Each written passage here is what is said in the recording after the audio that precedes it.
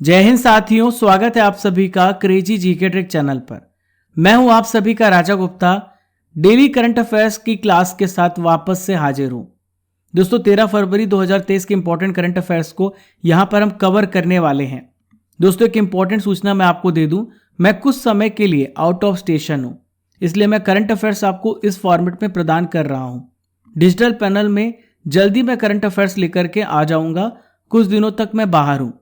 जैसा कि मैंने आपसे वादा किया है कि दुनिया के मैं किसी भी कोने में रहूंगा, कितनी भी परेशानी आ जाए, कितनी भी प्रॉब्लम्स आ जाए, लेकिन करंट अफेयर्स आप तक पहुंचा के रहूंगा। चाहे मुझे ट्रेन में भी रिकॉर्डिंग करनी पड़े तो मैं रिकॉर्डिंग करूंगा और आप तक करंट अफेयर्स प्रदान करूंगा।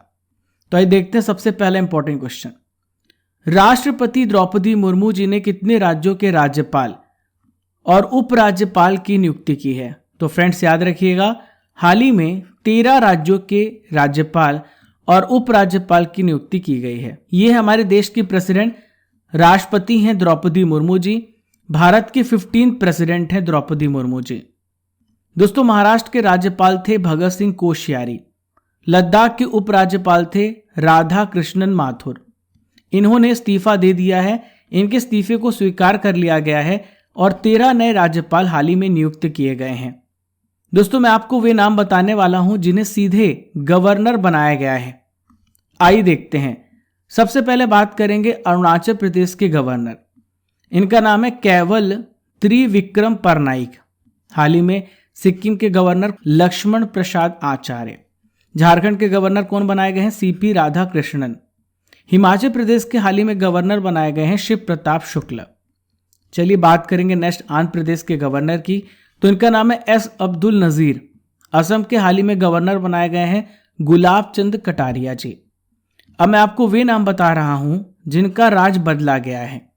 तो सबसे पहले बात करेंगे विश्वभूषण हरिचंदन। आंध्र प्रदेश के राज्यपाल थे।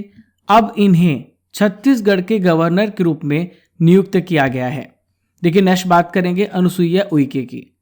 ये छत्तीसगढ़ की गवर्नर थी। इन्हें मणिपुर का राज्यपाल हाल ही में बनाया गया है। अगले हैं ला गणेशन। मणिपुर के राज्यपाल को नागालैंड का हाल ही में गवर्नर नियुक्त किया गया है। बिहार के गवर्नर थे फागू चौहान। देखिए नेक्स्ट गवर्नर को देखते हैं। मैं आपको वे नाम बता रहा हूं जिनके राज्य हाल ही में बदले गए हैं। तो देखिए हिमाचल प्रदेश के गवर्नर हैं राजेंद्र विश्वनाथ आर्लेकर। अब इन्हें बिहार का राज्यपाल हाल ही में नियुक्त किया गया है। मोस्ट इंपॉर्टेंट रमेश बैस जो कि झारखंड के गवर्नर थे, अब इन्हें महाराष्ट्र का गवर्नर नियुक्त किया गया है। Brigadier doctor BD Mishra. Arunachal Pradesh के राज्यपाल को अब लद्दाख का उपराज्यपाल नियुक्त किया गया है। दोस्तों मैं आपको एक इंपॉर्टेंट पॉइंट बता दूं, यदि आपसे पूछा जाए हमारे संविधान के किस आर्टिकल में यह बोला गया है कि हर एक राज्य का एक गवर्नर होगा, तो यह आर्टिकल 153। इसके अलावा एक और इंपॉर्टेंट आर्टिकल है आर्टिकल 156। इसमें क्या लिखा हुआ है? जो राज्यपाल है वो राष्ट्रपति के प्रसाद पर्यंत पद धारण करेगा। यानी फ्रेंड्स राष्ट्रपति राज्यपाल को कभी भी हटा सकता है, लेकिन इसका कार्यकाल 5 वर्ष होगा। इसके बारे में आर्टिकल 156 में लिखा हुआ है। दोस्तों आप सभी देख रहे हैं 13 फरवरी 2023 के इंपॉर्टेंट डेली करंट अफेयर्स। यहां पर आपको मिलता है दोनों माध्यम में करंट अफेयर्स, हिंदी और इंग्लिश दोनों माध्यम में मैं आपको करंट अफेयर्स प्रोवाइड करता हूं। आपको यहां पर मिलता है डेली करंट अफेयर्स का टेस्ट, स्पेशल स्टैटिक जीके भी मिलता है। सबसे आखिरी में 25 से 30 मिनट की आपकी क्लास होती है जिसमें आपको 200 से 300 इंपॉर्टेंट जानकारियां प्रदान की जाती है। यह है करंट अफेयर्स की ब्रह्मास्त्र क्लास, भारत के सभी एग्जाम्स के लिए जरूरी है। दोस्तों कोई नामुमकिन सी बात को मुमकिन करके दिखा, खुद पहचान लेगा जमाना, भीड़ से तू अलग चलकर दिखा। दोस्तों कुछ तो हमें एडिशनल काम करना पड़ेगा, कुछ तो अलग से एफर्ट डालना पड़ेगा, तभी हमारी पहचान होगी। आइए देखते हैं सेकंड क्वेश्चन को। हाल ही में विश्व यूनानी दिवस कब मनाया गया? व्हेन हैज दी वर्ल्ड यूनानी डे बीन सेलिब्रेटेड? तो देखिए फ्रेंड्स 11 फरवरी को हर साल मनाया जाता है विश्व यूनानी दिवस। तो दोस्तों यूनानी दिवस क्यों मनाया जाता है इसके भी बारे में हम जान लेते हैं।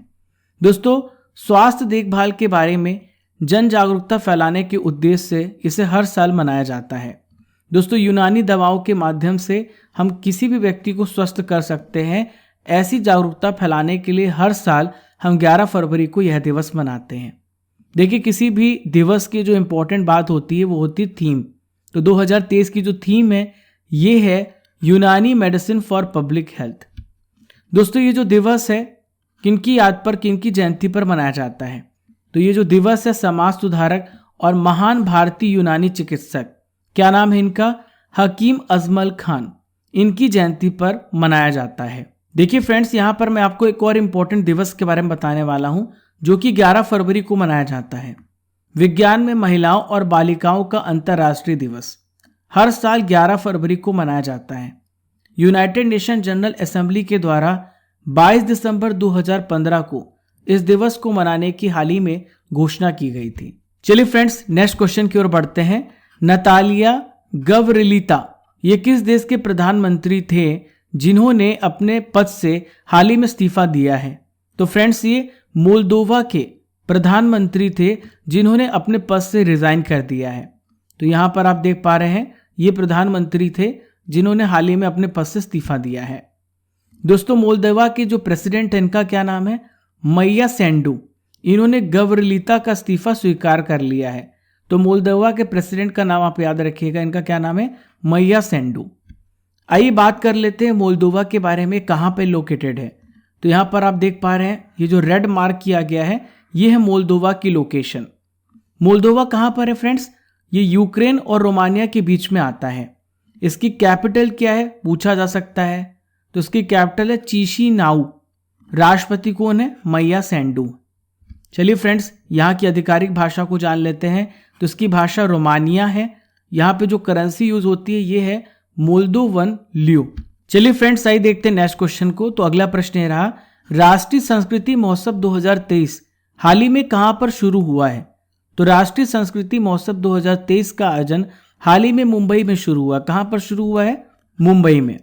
देखिए फ्रेंड्स, इसकी पूरी डिटेल्स को समझते हैं। दोस्तों मुंबई में चर्च गेट के आजाद मैदान में इस संस्कृति महोत्सव का उद्घाटन हाल ही में किया गया है। दोस्तों ये जो महोत्सव है कब से कब तक चलेगा? 11 से लेकर 19 फरवरी तक चलेगा। और इसका जो आयोजन है संस्कृति मंत्रालय भारत सरकार के द्वारा किया जा रहा है। दोस्तों आखिर क्यों किया जा रहा है? तो सांस्कृतिक आदान प्रदान के माध्यम से राष्ट्रीय एकता को बनाए रखने और अखंडता को बढ़ावा देने के लिए इस महोत्सव का आयोजन किया गया है। दोस्तों राष्ट्रीय संस्कृति महोत्सव का एक मैसेज भी है, एक भारत श्रेष्ठ भारत। दोस्तों यहाँ पर मैं आपको बताने वाला हूँ परीक्षा संजीवनी में इंपॉर्टेंट महोत्सव और उनसे रिलेटेड राज्यों के बारे में। सबसे पहले बात करेंगे तेलंगाना राज्य की। तो तेलंगाना राज्य में बोनालू महोत्सव मनाया जाता है और दूसरा है बिट्टू कामा। नेक्स्ट है आंध्र प्रदेश। तो आंध्र प्रदेश में ब्रह्मोत्सवम और उगादि महोत्सव मनाया जाता है। दुर्गा पूजा का संबंध किससे आप सभी जानते हैं? पश्चिम बंगाल से है। बहुत सारे प्रश्न फेस्टिवल से पूछे जाते हैं इसलिए बहुत ध्यान से सुनिएगा। नेक्स्ट है झारखंड राज्य। रोहिणी और टूसू महोत्सव हलपुनिया झारखंड राज्य से इसका संबंध है। लुई नगाई नी महोत्सव ये नागालैंड में मनाया जाता है।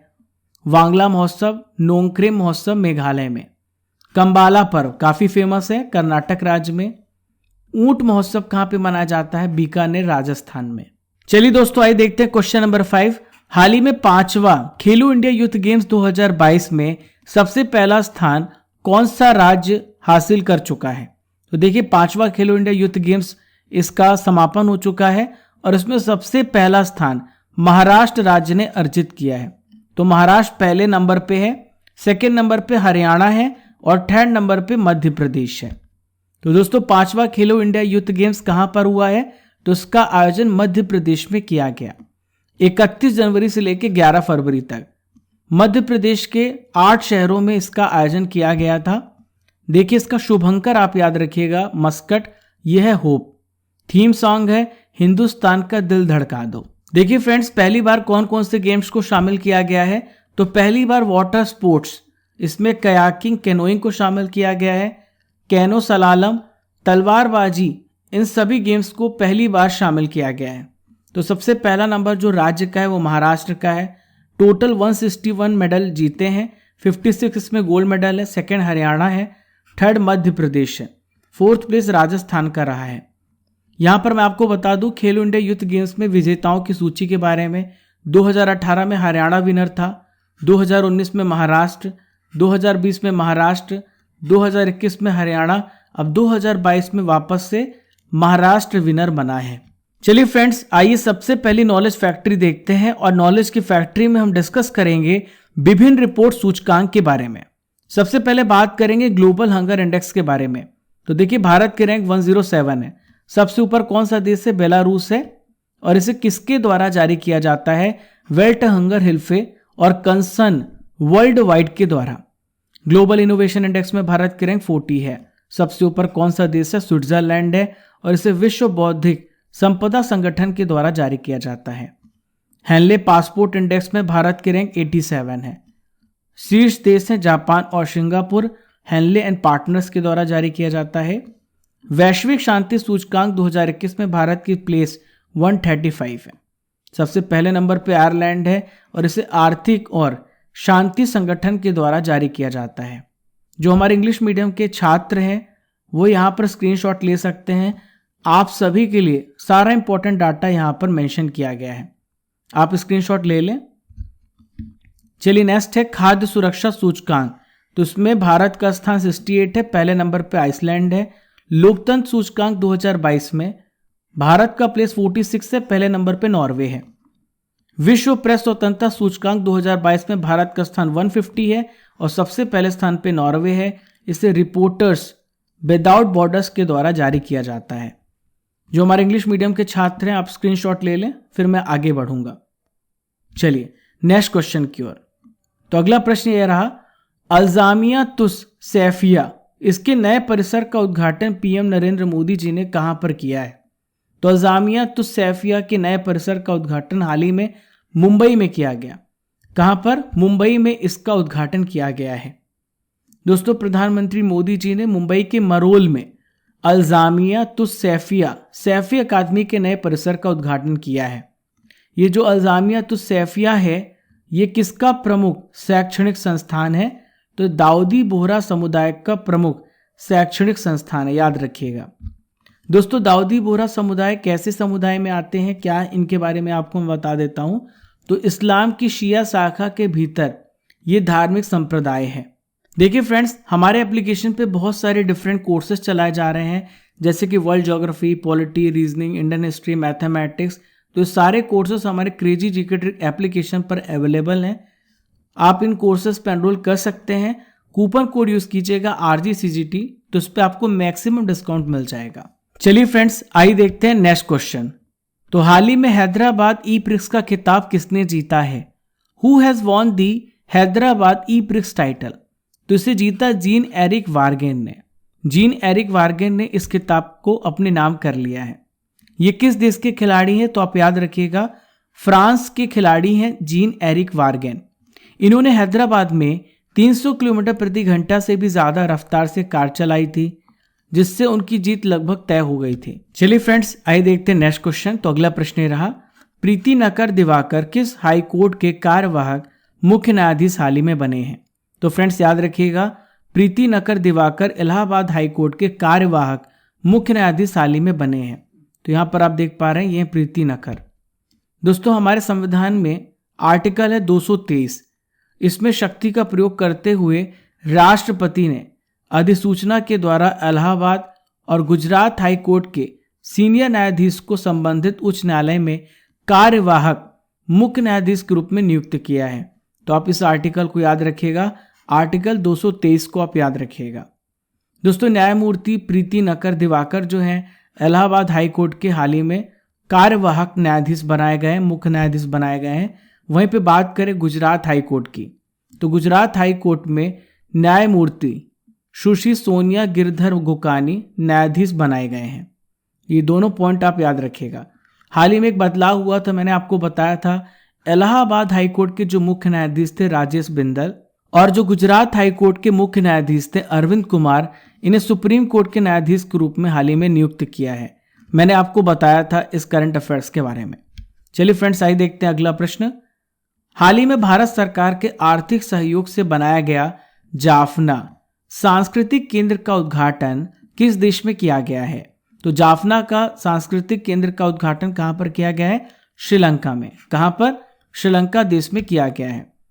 दोस्तों हाल ही में श्रीलंका को भारत ने 50 बसें भी प्रदान की है। तो श्रीलंका में भारत सरकार के आर्थिक सहयोग से निर्मित किया गया है जाफना का सांस्कृतिक केंद्र। इसका हाल ही में उद्घाटन किया गया है। दोस्तों यदि आपसे पूछा जाए कि श्रीलंका के प्रेजेंट में प्रेसिडेंट कौन है, तो इनका नाम है रानिल विक्रमसिंघे और यहाँ के सूचना और प्रसारण राज्य मंत्री हैं डॉक्टर एल मुरुगन। ये दोनों इस अवसर पर उपस्थित थे, सांस्कृतिक केंद्र के उद्घाटन पर ही उपस्थित थे। चलिए फ्रेंड्स, आइए देखते हैं आज का आखिरी प्रश्न। तो आज का आखिरी क्वेश्चन ये रहा, पॉप संगीतकार बर्ट बशराव, हाल ही में इनका निधन हो गया, इनका संबंध किस देश से था? तो फ्रेंड्स इनका संबंध था अमेरिका से। इनका हाल ही में निधन हुआ है, ये है बर्ट बशराव। दोस्तों लिजेंड म्यूजिक कंपोजर माने जाते हैं बर्ट बशराव। 94 ईयर्स की उम्र में इनका हाल ही में निधन हुआ है। बर्ट ने 8 बार ग्रैमी अवार्ड जीता है, 3 बार ऑस्कर अवार्ड जीता है। इनमें से 2 ऑस्कर इन्होंने 1970 और 1982 में जीता था।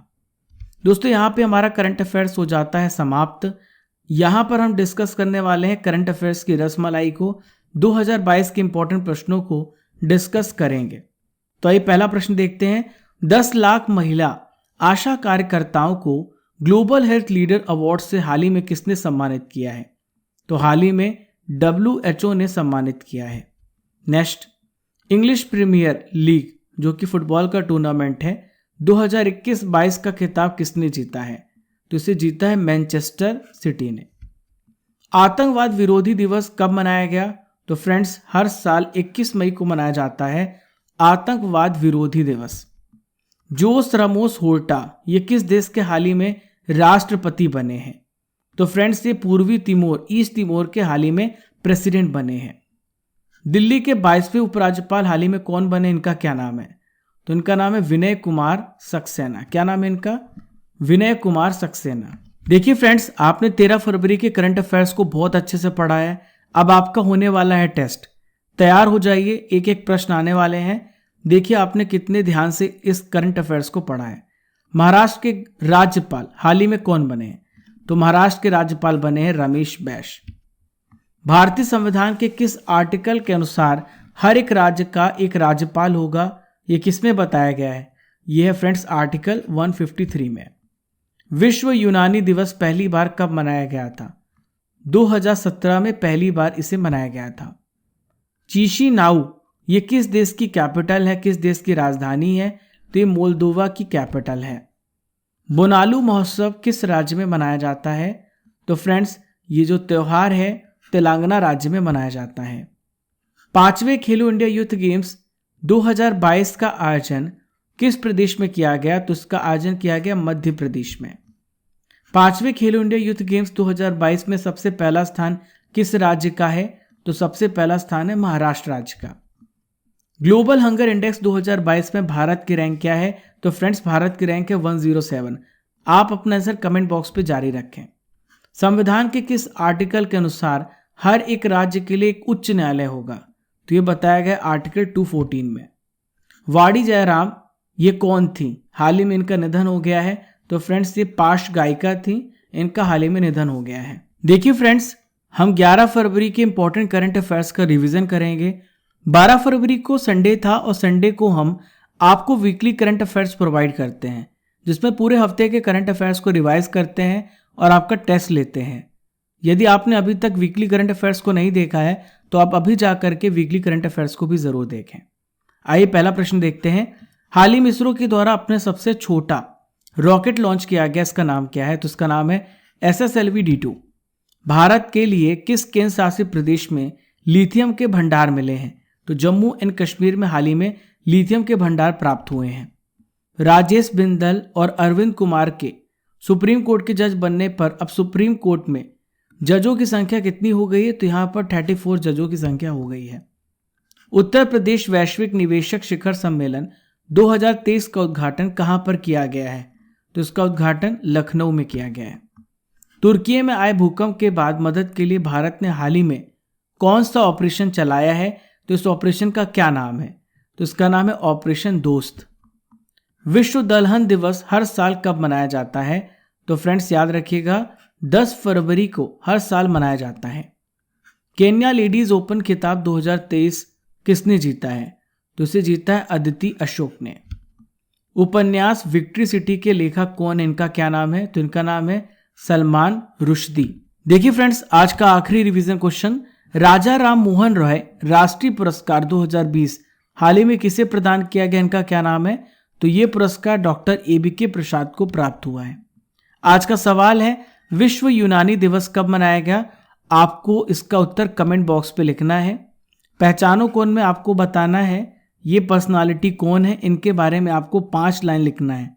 जो सबसे बेस्ट लाइन होंगी उसे मैं पिक करूंगा और यहाँ पर उनका नाम मेंशन किया जाएगा।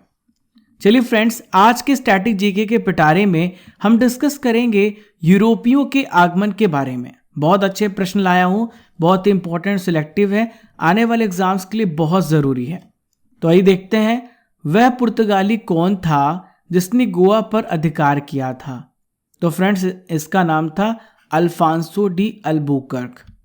नेक्स्ट क्वेश्चन ये रहा, भारत में ईस्ट इंडिया कंपनी का पहला गवर्नर जनरल कौन था? तो भारत में ईस्ट इंडिया कंपनी का पहला गवर्नर जनरल था वैरेन हास्टिंग। इनमें से किस यूरोपी ने भारत में सबसे पहले अपना व्यापार फैलाया और प्रभावित किया? तो फ्रेंड्स, सबसे पहले पुर्तगाली आए थे, पुर्तगाली, इन्होंने अपना व्यापार को फैलाया था। वर्ष 1498 में वास्को डी गामा भारत में कहां पर उतरा था? गोवा, कालीकट, मंगलोर, कोचीन। तो कालीकट में उतरा था। वास्को डी गामा कहां का रहने वाला था? तो फ्रेंड्स, वास्को डी गामा का संबंध पुर्तगाल से था। वह अंग्रेज जिसने सम्राट जहांगीर के दरबार में आकर भेंट किया। बहुत इंपॉर्टेंट क्वेश्चन है, कई बार एग्जाम में क्वेश्चन पूछा गया है। इनका क्या नाम है? तो फ्रेंड्स, इनका नाम है सर टॉमस रो। गोवा, दमन और दीव उपनिवेशीकरण मूलतः किया गया था किसके द्वारा? तो फ्रेंड्स, पुर्तगालियों के द्वारा। 1961 में इसे रिलीज किया गया। 1961 में ऑपरेशन चलाया गया था, जिसके बाद से पुर्तगालियों को यहां से भगा दिया गया। अल्बुकर्क ने गोवा को 1510 ईस्वी में किससे छीना था? इनका क्या नाम है? तो फ्रेंड्स, अल्बुकर्क ने गोवा को बीजापुर के सुल्तान से छीन लिया था। भारत तक समुद्री मार्ग की खोज किसने की है? तो फ्रेंड्स, भारत तक जो सी रूट है इसे पुर्तगालियों के द्वारा क्या किया गया? खोजा गया है। आज का आखिरी प्रश्न है, ब्रिटिशों ने भारत में सूरत पर अपनी पहली फैक्ट्री स्थापित करने की अनुमति इनमें से किससे प्राप्त की थी? तो इन्होंने ये जो अनुमति है जहांगीर से प्राप्त की थी। दोस्तों, यहाँ पे हमारा पिटारा भी हो जाता है खत्म।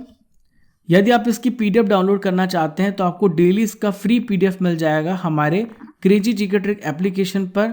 डेली शाम को 6 बजे PDF अपलोड कर दी जाएगी और सुबह 9 बजे आपका करंट अफेयर्स का टेस्ट होता है। डेली हमारे एप्लीकेशन पर टेस्ट होता है। दोस्तों, जब एप्लीकेशन को आप डाउनलोड कर लेंगे, हमारे क्रेजी जीके ट्रिक एप्लीकेशन को आप गूगल प्ले स्टोर से डाउनलोड कर सकते हैं या जो लिंक डिस्क्रिप्शन बॉक्स में दी गई वहां से भी डाउनलोड कर सकते हैं।